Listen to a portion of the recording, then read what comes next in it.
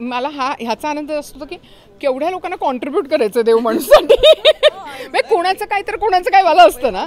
आलं म्हणजे मुंबईहून इकडे म्हणजे किरण तर आलं तर आलं, नरवजी पण आला. आजी तर पाहिजे, म्हणी तर पाहिजेत, मज्जा तर पाहिजे. साताऱ्यात आत्ता मी आलेली आहे हिम्मतराव लेडीज टेलरकडे, म्हणजेच देव माणूसच्या सेटवर आत्ता मी आहे. आणि आता श्वेता शिंदे निर्माते आपल्यासोबत आहेत. आणि क्या बात आहे, म्हणजे देव माणूसचं पुन्हा पुन्हा येतच राहावा, किती अध्याय येत राहावे असं त्यांच्या फॅन्सची, प्रेक्षकांची डिमांड असतेच. त्यामुळे हा विचार होताच का की आता आणायचा आहे पार्ट पुढचा. हो, म्हणजे ह्याचं मॅनिफेस्टेशन झालं होतं देव माणूस सीझन 2च्या वेळेला. आम्ही जेव्हा चला हवा युद्धेमध्ये त्याच्या प्रमोशनला गेलो होतो, तर त्यावेळेला किरण मला म्हणाला होता, बघा मॅम आपण देव माणूस 3साठी परत येणार चला हवा युद्धेमध्ये. तर माझं असं झालं की तर 3 कसं आता होईल नाही का, आपण ठरवलं आहे की ह्या सीझनमध्ये तुला फाशी द्यायची.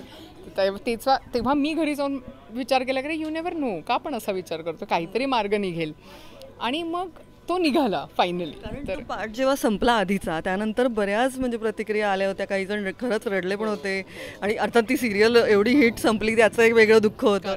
नाही, सगळ्यांना असं वाटलं की अरे अजून आम्हाला बघायला आवडली ती ही मालिका आणि लवकर संपली असं सगळं होतं. पण मग मला असं वाटलं की छान आहे ना, कारण आता सीझन 3 अरे बापरे कधीही मालिका संपणार यापेक्षा किती उलटी रिॲक्शन जास्त बेटर होते. आणि मला मनात कुठेतरी हे माहिती होतं की काहीही करून आपण सीझन 3 आणूच. तर हां, माझा मॅनिफेस्टेशनवर पूर्ण विश्वास आहे. हां, की मी ते मॅनिफेस्ट केलं होतं की आपण सीझन 3 आणणारच आहोत. आणि त्याच्यामध्ये किरणने मला कम्प्लीटच म्हणजे एक उजेडच दिला होता माझ्या डोक्यात, बल्ब, की आपण करायचं. पण शूट झालं आणि वाराणसीमध्ये शूट केलं. हो, आम्ही सीझन 2 पण राजस्थानला शूट केला होता. मग आता परत विचार केला की सीझन 3 कुठेतरी न्यायला पाहिजे, आपण काय करू शकतो.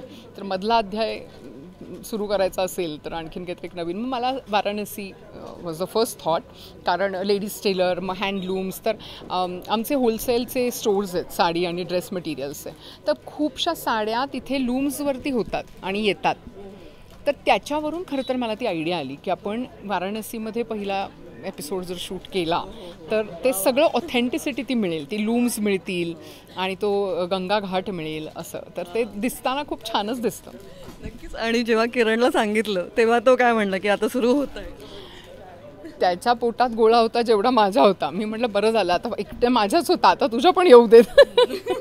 आणि डेट्स कशा मॅनेज केल्या, कारण आता तो सिनेमे, चित्रपट सगळं. हो, नाही, मग मी त्याला ज्या दिवशी हा विचार केला ना त्याच दिवशी त्याला सगळ्यात पहिला फोन करून सांगितलं की मी असं असं काहीतरी करते आणि या महिन्यापासून कदाचित आपण त्याच्या कामाला सुरुवात करू. तर तुम्ही जरा वेळ काढायला पाहिजे आता. आणि तो मला म्हणाला की इथपर्यंत ह्या महिन्यापर्यंत माझं काम आहे मॅम, मग ह्याच्यानंतर आपण फ्री ठेवू. म्हणलं डन. तर ते असं म्युच्युअल अंडरस्टँडिंगने तेवढ्या डेट्स आणि तेवढं हे करून ते झालं. आणि ते आता ब्लाऊज पण दाखवा तुमचा, तो कोणी शिवलाय काय? हां, देव माणूस लिहिलेलं आहे सगळं. म्हणजे हे जे काय हे हे पण मॅनिफेस्टेशन असतं. कोणी शिवलाय हा? तर अंजली म्हणून आहे, जिचा ब्रँड आहे नक्षी, आणि तिने हा ब्लाऊज शिवलाय. आणि तिच्या डोक्यात आलं की मॅम मी प्रोमो पाहिला आणि त्याच्यामध्ये लेडीज टेलर आहे आणि तुम्ही नेहमीच साड्या नेसता, तर आपण असा ब्लाऊज करूयात का? तर म्हटलं अरे वा वा. मला ह्याचा आनंद असतो की केवढ्या लोकांना कॉन्ट्रीब्यूट करायचं देव माणूससाठी. म्हणजे कोणाचं काय तर कोणाचं काय वाला असतं ना. आलं म्हणजे मुंबईहून इकडे तर सगळ्यांना यायचं आहे देव माणूससाठी. तर हे ते अट्रॅक्शन आहे. तर मला असं वाटलं की अरे वा वा कमाल. म्हटलं तुला करायचं तू कर, मी घालणार. चला आलं. तर म्हणजे किरण तर आलं तर आलं, नरवजी पण आला. हो, मला खूप टेन्शन आलं होतं की आता नाही का काय करायचं आपल्याला. आजी तर पाहिजे, म्हणी तर पाहिजेत, मज्जा तर पाहिजे आणि त्याला ऑब्स्टॅकल पण पाहिजे. तर मी विचार करत होते की काय करायचं. आणि मग ते नरू आजी, जुळी बहीण, हां, असं निघालं. आणि सगळ्यात विशेष आभार म्हणजे झी मराठीचे, की हे सगळं जे काय आहे सीझन 1पासूनच त्यांचं जे काही कन्व्हिक्शन आहे आमच्यावर आणि हे जे काही सगळं सुरू झालं आणि त्याच्यात त्यांचा सिंहाचा वाटा आहे. कारण ते क्रिएटिव्हली इतके स्ट्रॉंग माणसं आहेत, ती एंटायर टीम, आणि ते ज्या पद्धतीने काम करतात ना, तर आपल्याला पण एक वेगळा जोश येतो त्यांच्याबरोबर काम करण्यात.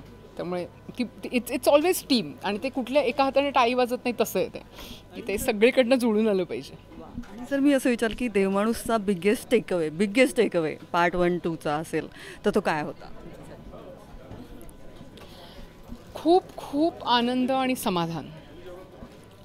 एक चांगली कलाकृती सादर करण्याचं जे एक समाधान असतं ना, आणि खूप छान निवांत झोप, खूप कष्ट केल्यानंतर आणि खूप टेन्शन घेतल्यानंतर जेव्हा शो हिट होतो त्याच्यानंतरची ती झोप हा माझा टेकअवे होता, आणि समाधान हे माझं टेकअवे होतं. आणि अर्थात साताऱ्यातल्या गमती आहेत. साताराच पुन्हा का निवडलं, त्याच्याही मागे काही कारण होतं? मी सातारा माझा जन्म, सातारा माझं मूळ गाव, माझं शिक्षण इकडे झालं, मग मी मुंबईला गेले. मी विचार केला 2017मध्ये की सगळ्याच लोकांना ही संधी नाही ना गं मिळत की तिकडे जा, स्ट्रगल करा, मग ते करा. आणि इथल्या लोकांसाठी मग कोण कधी उभं राहणार आणि कधी करणार. मग साताऱ्याला एक छान सांस्कृतिक बैठक आहे. 100% आहे. मग त्या लोकल टॅलेंटला, म्हणजे जे इथे एकांकिकेत काम करतात, मग तेवढ्यापुरतेच राहतात, पैसे नाहीत म्हणून जाता येत नाही, फॅमिलीच्या जबाबदारीत म्हणून जाता येत नाही मुंबईला, मग त्यांच्यासाठी काही करता आलं तर छान ना. तर प्रत्येक वेळेला आपण आपलाच विचार करायचा असं जर प्रत्येकाने ठरवलं तर ते नाही होणार. म्हणून मग me out of the way जाऊन विचार केला की आपण जाऊया. पण मला असं वाटतं इंटेन्शन चांगलं असेल तर सगळ्या गोष्टी तुमच्या चांगल्या होतात. तर तसं तरी माहेरी यायचं. हो हो. आणि मग मला असं वाटलं की करेक्ट, की मग वाय नॉट. आणि मग होमटाऊनपेक्षा बेस्ट काय, मग मला सातारच्या लोकांसाठी करायचंच होतं. आणि मग साताऱ्यातली तुमची एखादं खास कनेक्शन आहे किंवा ती खूप अशी खास आठवण काय आहे, की आपलं सातारा म्हणल्यावर पहिलं काय आठवतं, काय? बापरे, खूप गोष्टी आहेत ज्या माझ्या अशा जवळच्या आहेत. म्हणजे मला सज्जनगड आवडतो, मला बारामोट्याची विहीर आवडते. बारामोट्याची विहीर तर मला इतकी आवडते कारण तिथे म्हणजे त्याला एक ते कॅरेक्टर आहे, तिथे शूटिंग्स पण खूप होतात. आणि सुकं मटण, पांढरा रस्सा, तांबडा रस्सा, तर ह्या सगळ्या गोष्टी मला खूपच आवडतात. हां, म्हणजे कंदी पेढे आणि सुकं मटण ह्याच्याशिवाय माझं काही पान हलत नाही. हे पाहिजे. आज आहे का काही? खरंच खूप मजा आली आणि मस्त वाटतंय. आणि अर्थात आता आपण हा सगळा पुढचा सोहळा रंगवणार आहोतच. जाता जाता प्रेक्षकांना काय सांगायचं? प्रेक्षकांना हेच सांगेन की पहिल्या 2ही सीझनवर तुम्ही आमच्यावर खूप भरभरून प्रेम केलं, तर आता ही जी नवीन मालिका आहे देव माणूस मधला अध्याय, तर त्यावरही तितकंच प्रेम करा. आणि प्लीज प्लीज प्लीज पाहायला विसरू नका देव माणूस मधला अध्याय, रोज रात्री 10 वाजता 2 जूनपासून फक्त झी मराठीवर. थँक्यू सो मच आणि खूप भरभरून शुभेच्छा. हा सीझन पण सुपर डुपर हिट होऊ दे. थँक्यू.